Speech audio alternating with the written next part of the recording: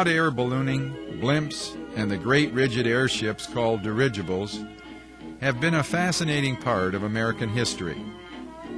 Sightings of flying giant airbags or flying objects caused quite a sensation here in Michigan in April of 1897.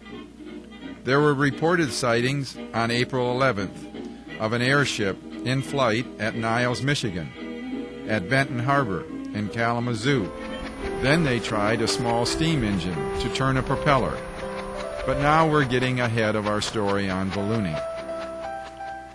Here in America, the first practical use for hot air balloons came in the Civil War.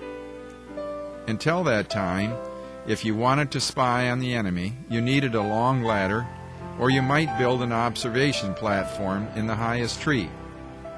As an observer, you were a prime target for the sharpshooter. Revolution.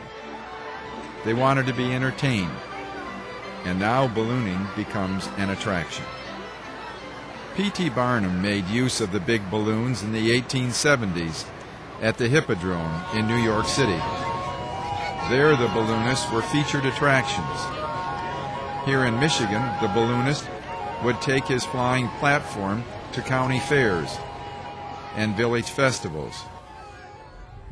As early as 1914, the United States Army and Navy established contracts with Goodyear to build and develop military balloons and non-rigid airships, which we know as blimps. These early non-rigid B-type Navy blimps used an airplane fuselage suspended below the envelope or bag, as it was called, to propel the craft with a single engine. By 1917, 16 of these early blimps were used for coastal patrols in search for German submarines along our Atlantic coastline. The USS Akron made its first flight on September 23, 1931. Captain Charles E. Rosendahl and crew took the ship up for its first voyage, lifting off at 3:37 p.m. that September afternoon.